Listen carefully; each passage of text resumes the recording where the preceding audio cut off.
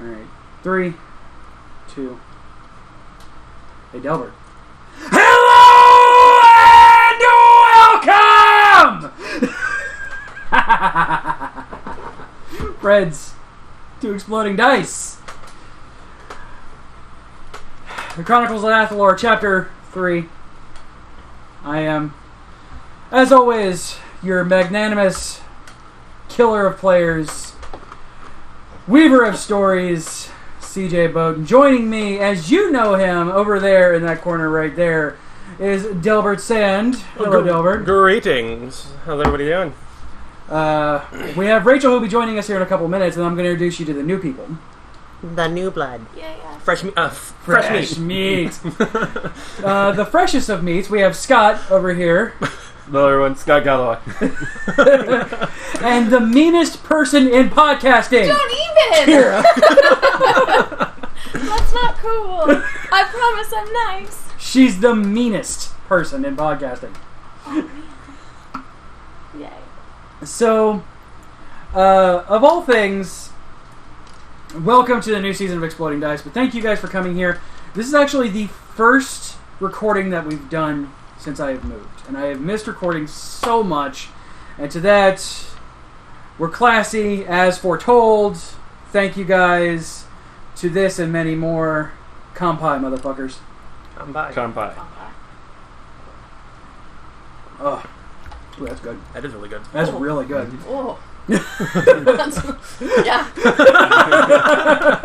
I might need to buy some of that. Lucky's is where we got that one from. Not sponsored. Please sponsor. So, oh man, not only has it been forever since we've recorded, well, literally since we've recorded here, but also it's been forever and a day since we've done anything with the Athalor campaign, since we've done 1.5 to 2 years of Xanthuru and 9 months of Ravnica. So, hey, welcome back to my world.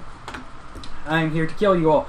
But you guys probably don't remember what happened, because I'm sure everybody here has listened to all 200 and something hours of the stuff so far, right? We're good? Alright, moving on. Oh, you're Another drink. Oh, God. Here. Oh, I'm so glad I just put this wine chaser down with rum.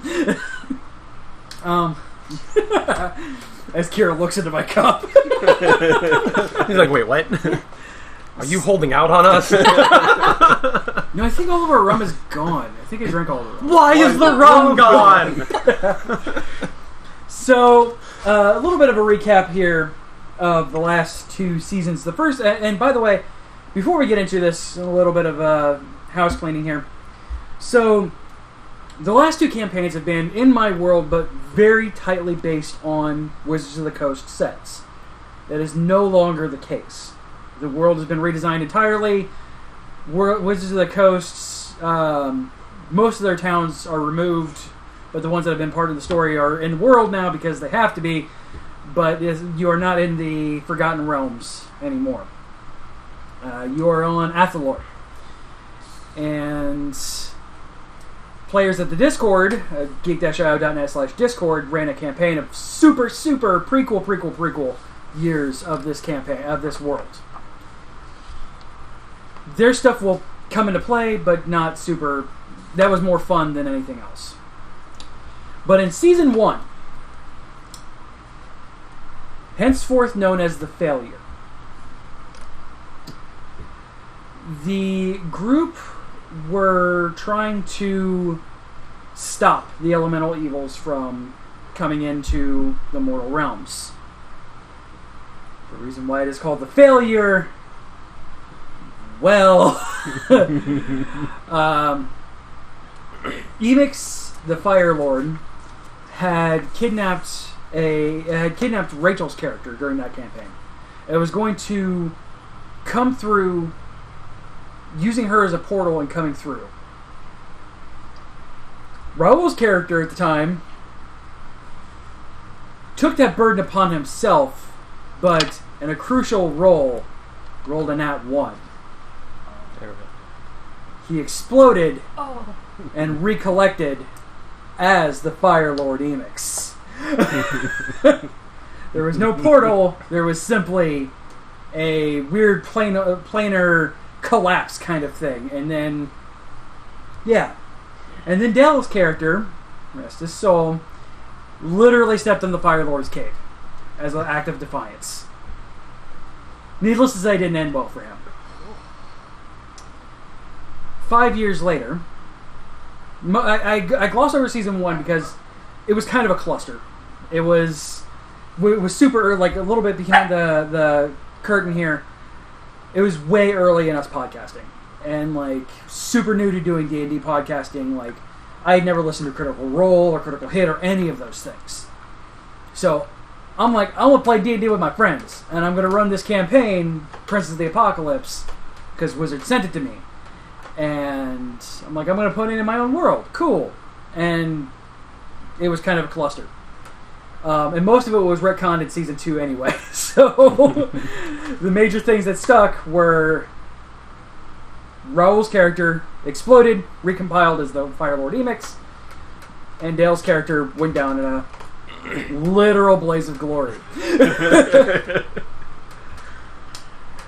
5 years later, the second season, where the deadly sins were introduced. Emix had taken over. Him and his Red Army had really no opposition. Like anything that tried to stand up as to them were taken down mercilessly because they didn't care about chivalry or anything like that. Since then, and that was done pretty early in Emix's, Emix had captured multiple Elder Brains. Elder Brains, for those who don't know, are those things that control mind flayers. He captured multiple of those.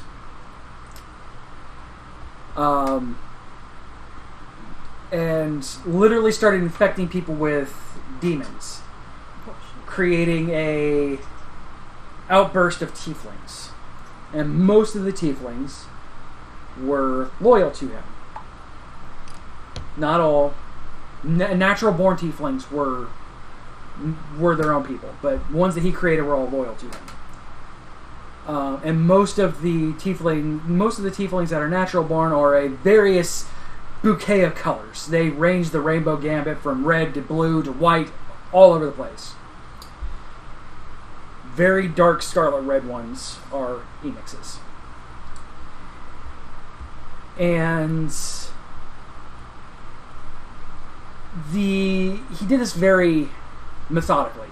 Everything was just kind of, we didn't have a chance because even then the world was pretty tame, pretty peaceful. Really, when the elemental planes started collapsing upon Athalor, it was the first time in several hundred years that there was a conflict. So there were not a lot of armies to stand up to them. So my notes! My notes! Because this is not all ad-lib, because I promised I wouldn't ad-lib everything. Just most things. Yeah, most things, because players be players, yo.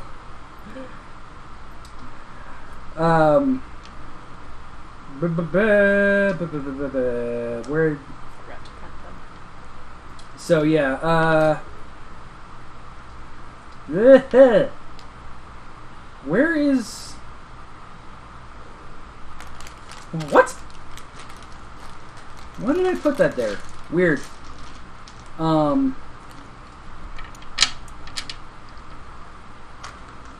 Hey, there we go. Cool. Sorry.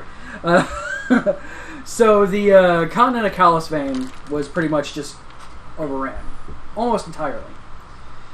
With pretty much the simple state of bend the knee and you live. Most people want to live. So they bent the knee. And for 5 years, well, about 4 years, peace. It was under brutal dictatorship of a god king, almost literally, but peace. No wars, no tribal conflicts, because anytime that somebody would start to rise up with anything, it would be very quickly squashed. There would be semblances of organized rebellion. One organization known as the Harpers, a splintered group of segmented leadership. That's the reason why when a Harper's guild would be raided and destroyed, they could continue operating. The second season started in a town called Red Larch, and it had been recently ransacked by goblin hordes, because beasts be beasts. Civilized people are peaceful. Beast kind are still, well, Beastly. So you still have your goblins, your orcs, your hill giants still being pains in the asses and generally nuisances. But the game started in a town called Red Larch, and a charming person, a debonair person who was in no way, shape, or form at all named by Zolgeth, came up and assisted in rebuilding and defending Red Larch. Zolgeth turned out to be not at all what he said he was, and nobody rolled high enough inside at the time to call him out on his shit. So the group found out that Zolgeth was not as he seemed and fought him off. And as he left a mark on Perurun, who Rachel's character is, his hand, called a sin mark. The sin marked people, as a general rule, are outcasts, or if they are not immediately adopted by the sin that marked them, most people in society don't want them near because the sins can pretty easily attach themselves back to their sin marked. Perurun was sin marked by the sin of lust. Zolgeth. He turned tail and ran. It's funny because he was a tabaxi. Got him. Second season is when Tabaxi first came out, so there's a lot of Tabaxi in there. But everybody needs some cat girls. Exactly, because cat girls are the best. And Rachel's character actually came out of me seeing Tabaxi, and at the same time, the Unearthed Arcana for Samurai came out. So I looked at Rachel, and I'm like, I will give you whatever you want if you will be a samurai pizza cat in my game. So she went and did her own research and found out that the Japanese name for the girl of samurai pizza cats was Perurun, and stuck with that as her name. That's awesome. So that is the behind the scenes story of how Rachel's Perurun came. She just kind of ran with it and made it her own, which was fantastic. Her pretty kitty problems are just the best. But the group then went to the Harper's Guild in Baldur's Gate to try and find out if they can assist in any way with what's going on. Emix wasn't happy with the insurrection happening in Red Larch, and you all know this because this is the day that the skies were bled completely red, and the pillar of flame erupted. The town of Red Larch completely decimated off the map. Utterly. Nobody can, to this day, and it's been a few months since that happened, almost 6 months since that happened, nobody can really go near there now. The heat is still too intense. And even to this day, the skies are dyed red to a point. High noon skies are like a light purple. Nighttime skies are a very royal dark purple. And because of this, the group decided to get involved totally in their own ways to be heroes of the Harper's Guild. And I make that quote entirely heroes being very lofty because there was definitely an episode where they tortured a guy Oh no. brutally. Oh. Brutally tortured a guy. And I'm like, alright, heroes, you guys, good job. We're awesome. They wanted to torture a kid, and that's where I put the line down. That was Felix's idea. I'm like, no, we are not torturing a child. That is where I draw the line.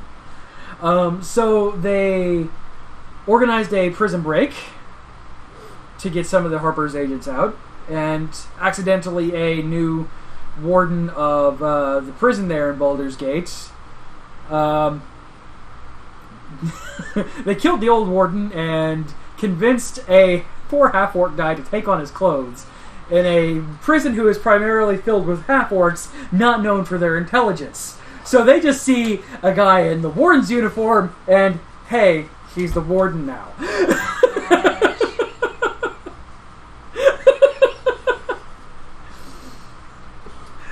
So, Amon Rowe's character basically was trying to figure out how he was one of the few natural-born tieflings still around. He was trying to figure out a way to infiltrate the Red Army. It went so well.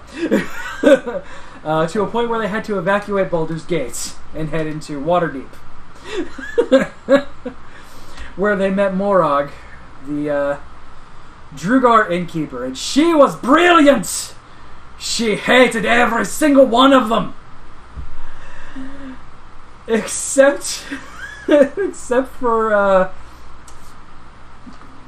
Kyle's character at the time. No, Rowan. It was Rowan, Felix's character, the fishman, who Perurun constantly wanted to eat. By the way, I'm so glad there is a bird in this campaign because apparently the ongoing trope is Rachel wants to eat a PC at all times. We'll get to that in a minute. So, Rowan... Knew you had a plan for suggesting Kenku. God. So, I knew it. Rowan and Morag went down and met a half-human, half-automaton by the name of James Barrow.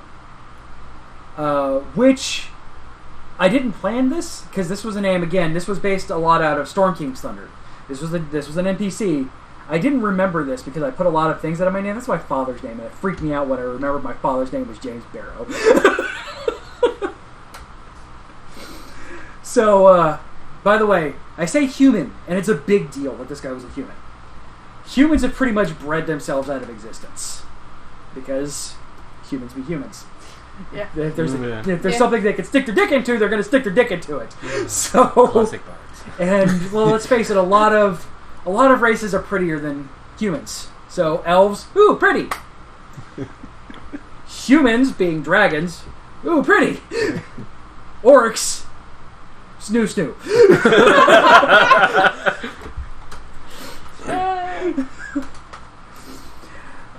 So while there are very, very, very few humans, so that is why when you see one around, they're typically being protected by people who are anti-Emix, because Emix is very anti...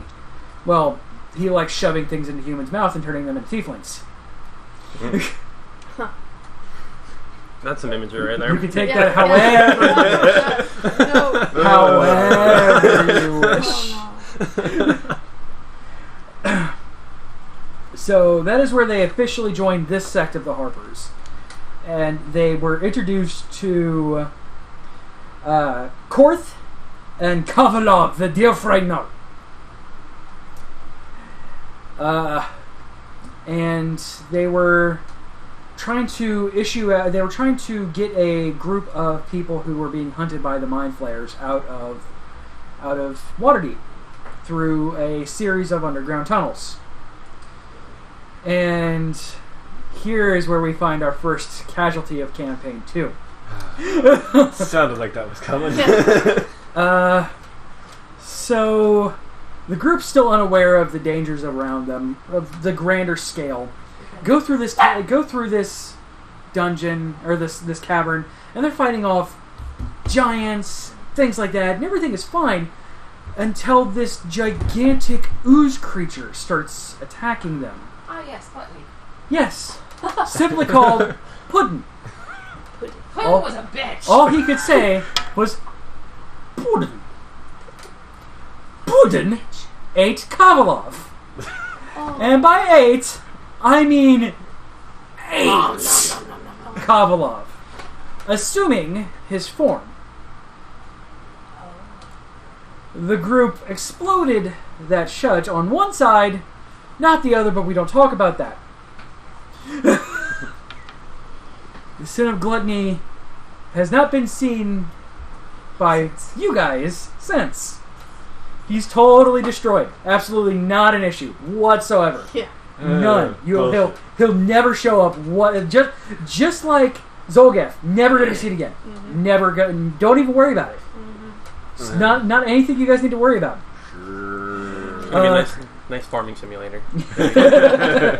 You guys also were introduced to a lizard folk by the name of Sodero.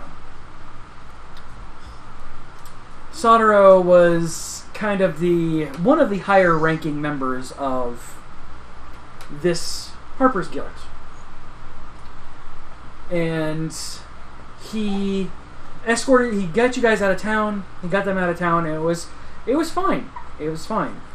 They made their way to the Golden Fields, where there was a massive beast folk outbreak focused around this one tree. And oh yeah, the guy's name was Pirtle, the new warden of the Waterdeep prison. Was that our orc friend that we... Yes. Oh my god. That I convinced was the freaking warden because... Yep. Perurun was like, so, friend, that dude was the By the way, warden, there's right? yours. Try your wine. Thank you. It's delicious. By the way, I'll tell you about what Dr. Lipton said about wine with that whole situation. No, it's fine with breastfeeding, and you don't even have much there, so... Yeah, if it's under 8 ounces, Yeah. you don't care. Yeah. So go for it. Don't drink the bottle. So you guys met a woman named Xylong, an elven woman outside of the Golden Fields. Well, not you guys. Her guys. Yeah. Hi, Rachel. Rachel is the only remaining from the original Yeah. 7 Deadly Sins campaign. Not 7 Deadly Sins, just Deadly Sorry, Sins. 7 Sins campaign. Deadly Sins campaign.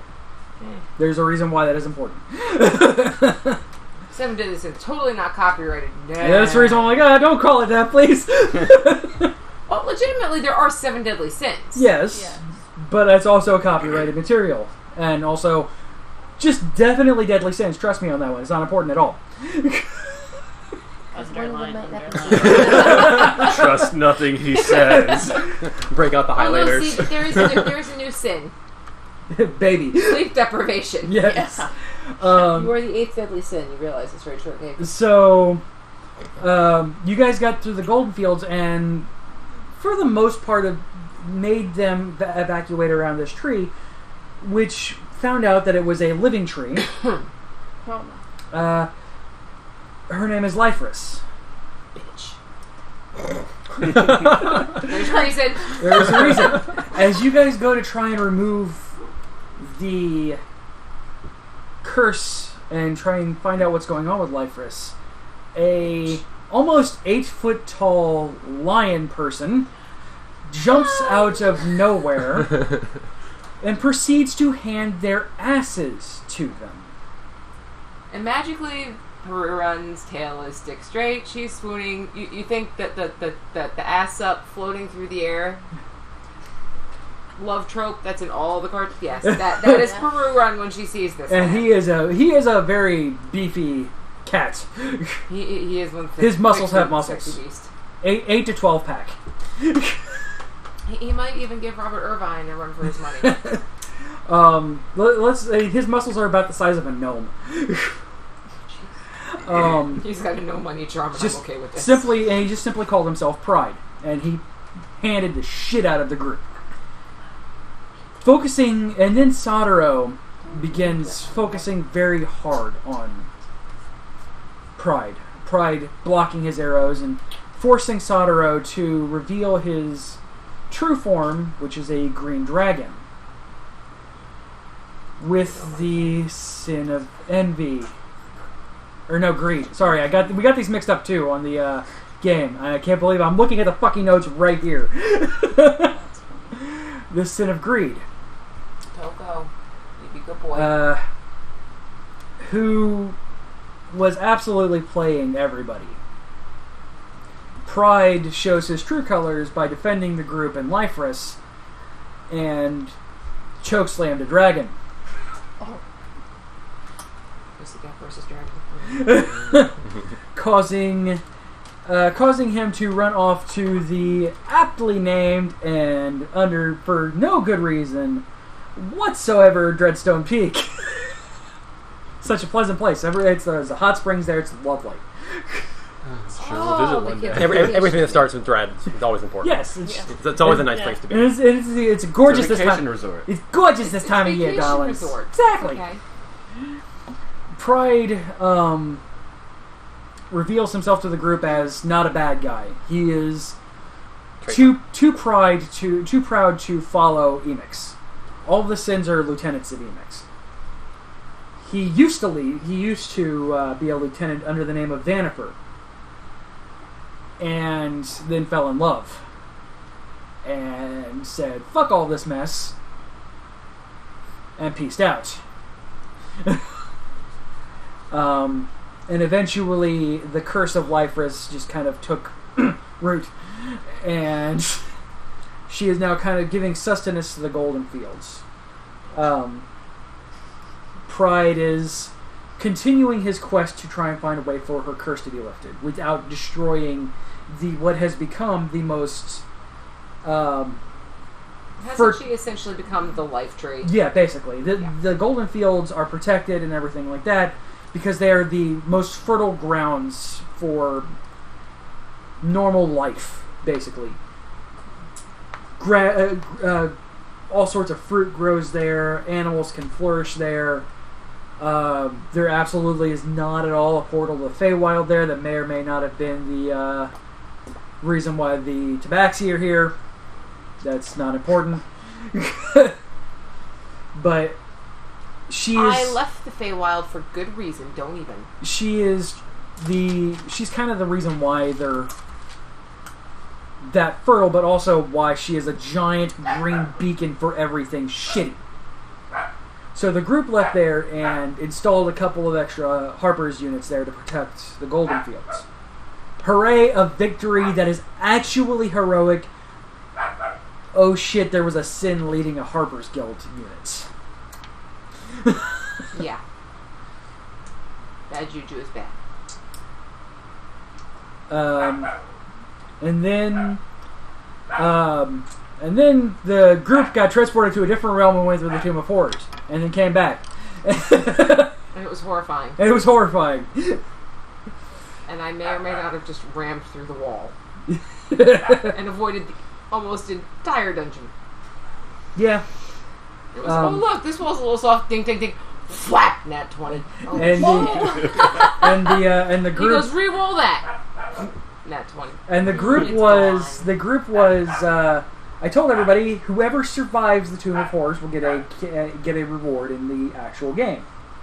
One person survived the Tomb of Horrors. Raoul. By literally selling his soul to the devil. Oh, shit. That poor door. Oh no, it was a wall. No, It was a wall. the door that wanted to be touched. Yes. Touch the door. Touch the door. So magically, when you guys woke up the next day from this campaign, Raoul Amoth had a rod that was really cool. It was the biggest rod. I think it was the Rod of Control or something like that. Yes. So you guys made your way... You had a morning rod? Yes, the morning rod. You guys Hardest rod to break ever. You guys made your way further into Womford, where you met the next Harper's Guild, led by Isareth, and a man who could try and remove sin.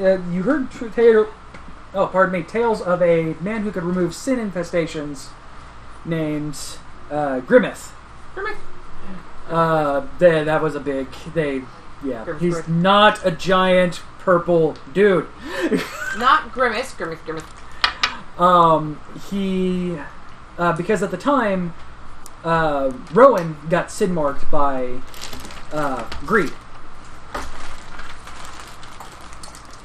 So it was really important now that you had two people who were sin marked to get these removed. You heard tale of a guy named Grimace, and in this installation of the Harper's Guild, you met number 473, a Warforged, and Kyrieth, a absolutely and totally alive Eladrin.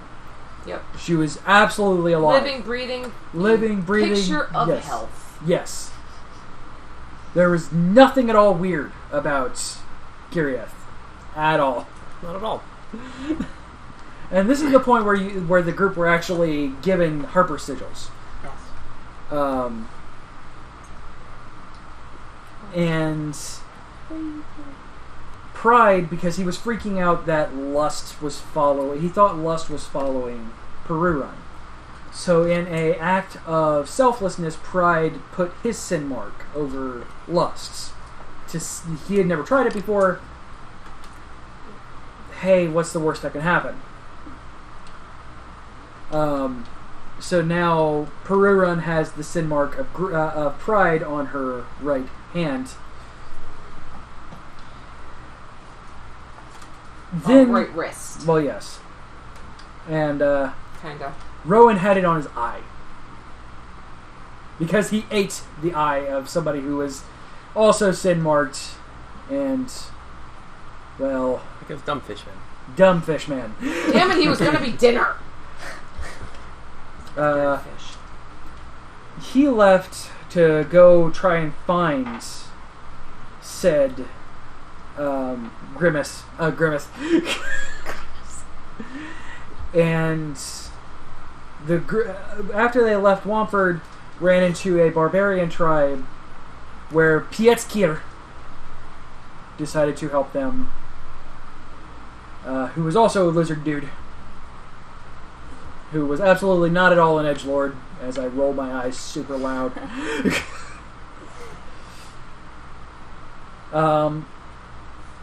And shortly after those three joins, the group found a stone-cold blue rock in the shape of a moon. And as they all meditated, they got a vision of an Athalor that there was no way that they remembered. They were kind of given access to a world several thousand years pre-cataclysm. And kind of a reason why the names of the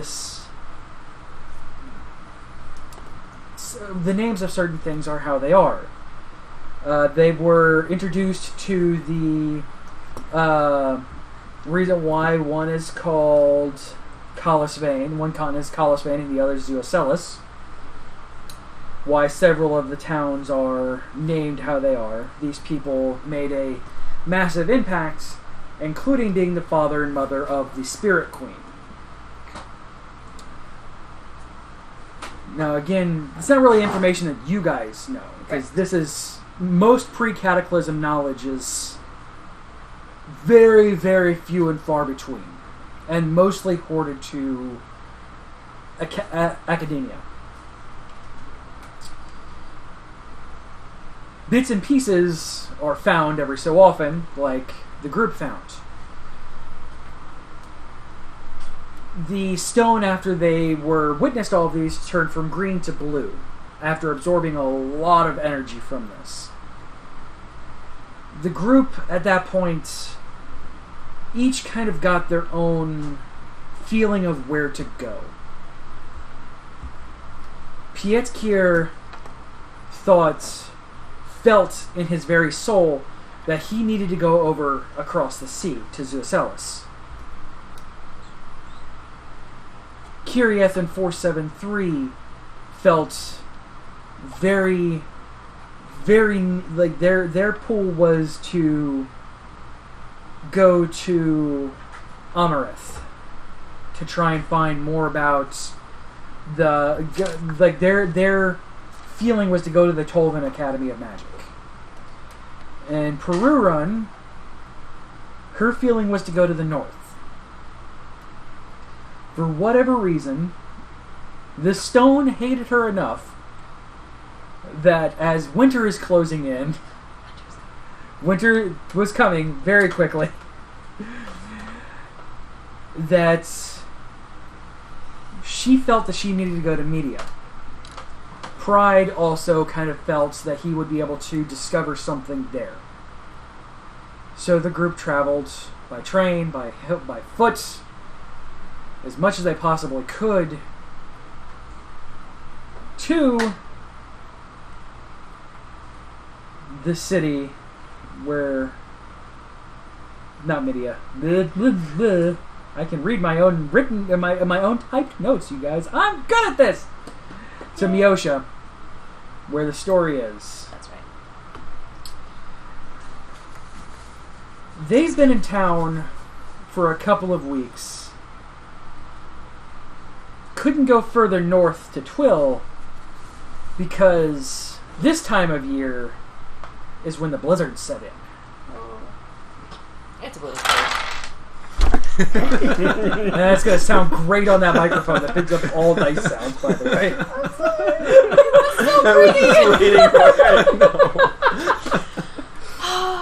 So close. One, two left. I'm sorry. So at this point now, that is where we are caught up. Yes. And now I'm going to have these guys introduce their characters. Rachel, never mind. Oh I'm good. Alright. Since you are the returning character, remind people what Perurun looks like. Perurun, I believe... I'm trying to remember how tall she was. I get her confused. She was my teeny tiny 5'4". She was petite, yeah. Because she's like 5'4". Most tabaxi do not get super tall. Because she is like super skinny, super pretty. She is... Think Marie from the Aristocat. She is this pristine, well-groomed white cat who's got some serious pretty kitty problems. Yes. She left the Feywild because she was sick and tired of having other tabaxi, males and females, hitting on her and doing things for her and playing the whole, she can't do it herself, and she's like, I can, go away. So she left.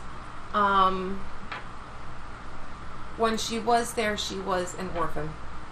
There was a whole lot of drama that occurred while she was in that situation that she doesn't really speak about. A little bit of it came out during one of our episodes, in the end of the first season. No, Perurun was all second season.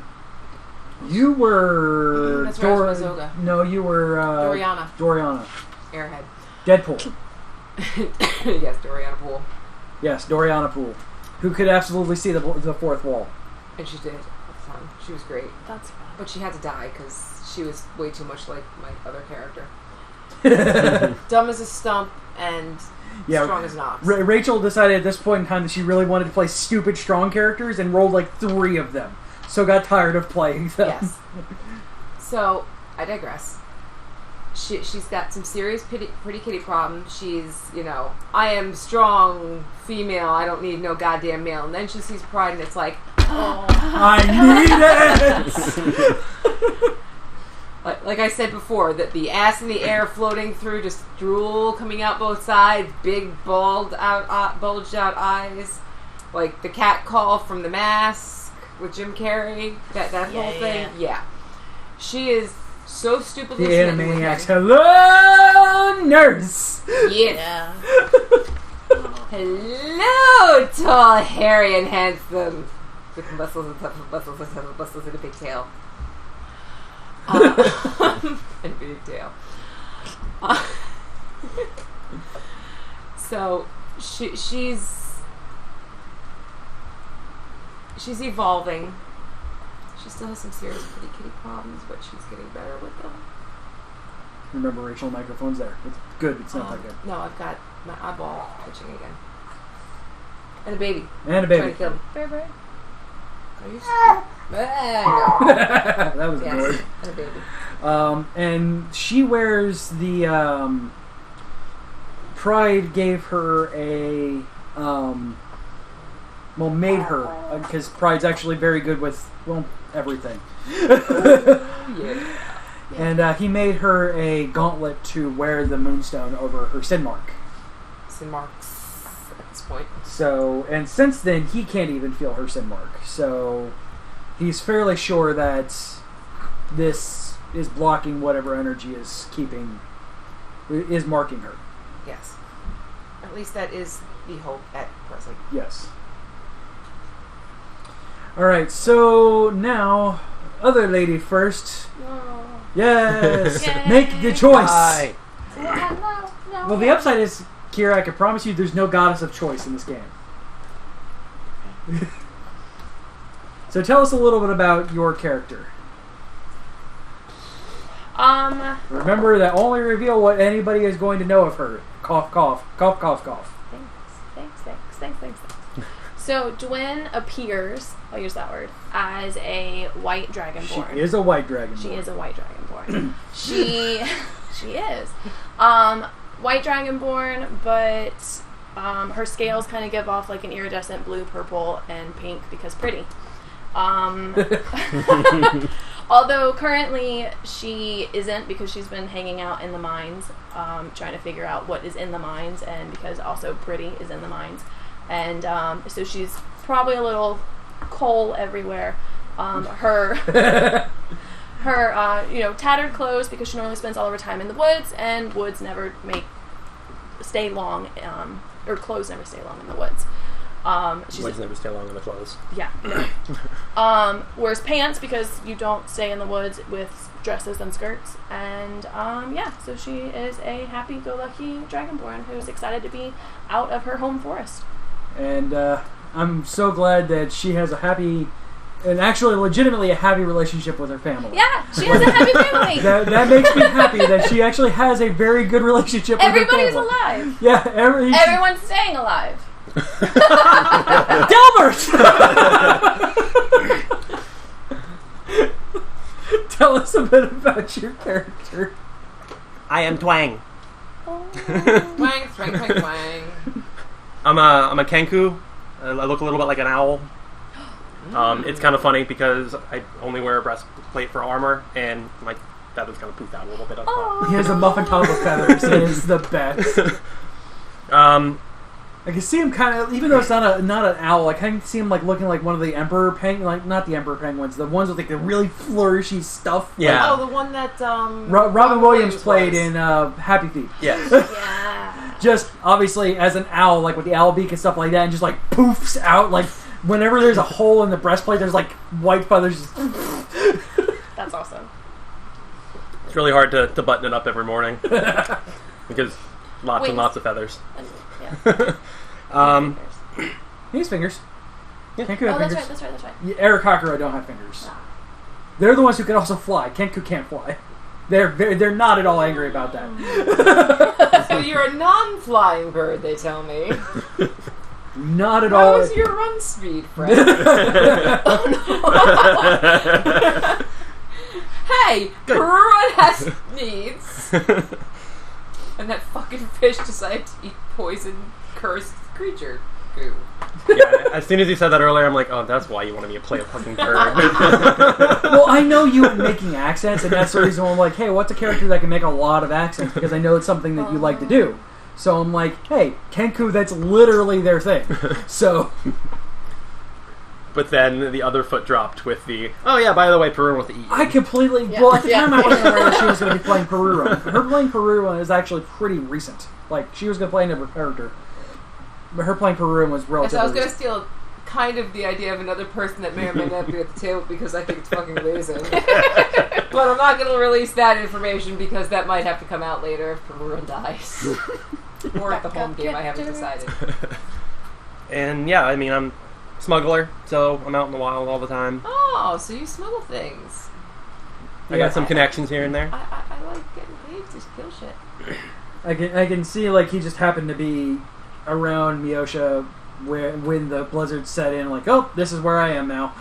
Picking something up, Yeah, to take back. can't get back north because the trains aren't running right now. So, because Twill is like super north. Like, Twill is the furthest north that you could be that is a discovered area, and it kind of sucks there. Not gonna lie. Good old mining towns. Good old mining towns in super high north areas in the a mountains. blizzard. In the blizzard. Does Got a bunch of Blizzard- hardy people there. Does though, Blizzard count as difficult terrain? Yes. Yes. my allies and I are not slowed by difficult terrain.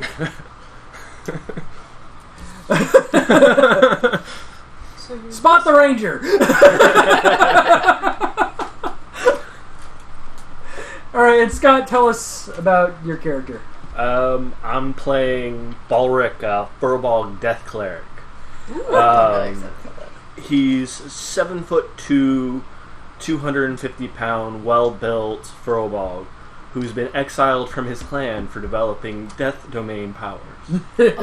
Oh, why would they do that? That's not Because very furbolgs nice. are peaceful people, and they're like, God, no, Peaceful why? and nature-related. Yeah, why? You literally kill everything you Just touch. a few deaths, it's okay. Just, Don't don't latch So to it. he's but taken it's to how his manifests. I'm sure. He's 35 years old as of the start of the campaign, but was exiled around 28. Has spent the past few years just wandering the wilds, exploring and learning the lays of the land, and has been recently pulled north. And since winter has set in, he's starting to come into this town. Again, winter is coming. Yeah, Winter. I mean, Did you it sounds bring it like. with you? I mean, it sounds like winter already arrived. Yeah. winter has arrived. And it's Just walked in. Miserable. And so a little bit about the world. I mentioned trains. Think like Wild West kind of technology. Electricity. Will Smith Wild West, that is. Yes. Mostly, Sorry. yeah. Mostly, yeah. It is more steampunk because Does that mean it's giant my tarantula? kind of my Yes. campaign. There was a half man, half automaton spider in the last campaign. Yeah. Yes. In the hallway, it's the first door on the right. So sorry, second door on the right. it was First so. door on the right is a closet. If you open the door, it's a closet. Don't pee in it, please. It was, yeah. So the world is kind of Wild West kind of feeling. There's firearms, trains, electricity exists. It's not super wide. Most middle income families would have basic electricity. Most establishments have heaters. A lot of it is fueled through magic. You'll find, for the lack of a better term, like heating crystals. And if you say the L word from Fairy Tale, I'm going to hit you. I haven't watched it in a long time, so Yes. So you have like heating crystals that they can use to set fires. Now it's going to bother you. Lacrima. Oh, okay. It's been a long time. So like there most electricity is fueled through like lightning crystals. Also, it's not I kind of adapted the idea of combination of Lacrima from Fairy Tale and thanks Delbert for walking in front of the camera, appreciate it. From Lacrima from Fairy Tale and Stormstones, I think they were called, from Stormlight Archives, Brandon Sanderson novels. Oh, I'm supposed to read those. They're very good. But yeah, that's kind of where we're at, and the train got in that Pride and Perurun were on a couple of weeks ago, and the train's like, I'm not going any further north, because no. Yeah. Blizzard's setting in. Snow on the train. Yeah, I'm good. This is as far as we're going to go. I'm going to go back south because I'm not crazy. Bye. And that is where we're going to end our session 0. Thank you guys for hanging out with us. Thank you all for coming and joining at the table. I really appreciate it. This is going to be... I have a really good feeling about this season. It's going to be really good. I have a really good feeling about it. I will try not to kill you all mercilessly. It's okay, I've got a backup character already. Yeah. Hashtag make your backup 3 or characters. 4. That'd be cool. And this is cool. And that's cool. Alright, See if I guys. can keep them from killing themselves. So this episode that we're talking about right here is going to be airing soon, as in when we're recording it. So happy October-ish, September-ish, October-ish. We'll see you guys, home viewers, in January for episode 1 of Athalor Season 3. We love you. We'll see you later. Bye. Bye. Bye.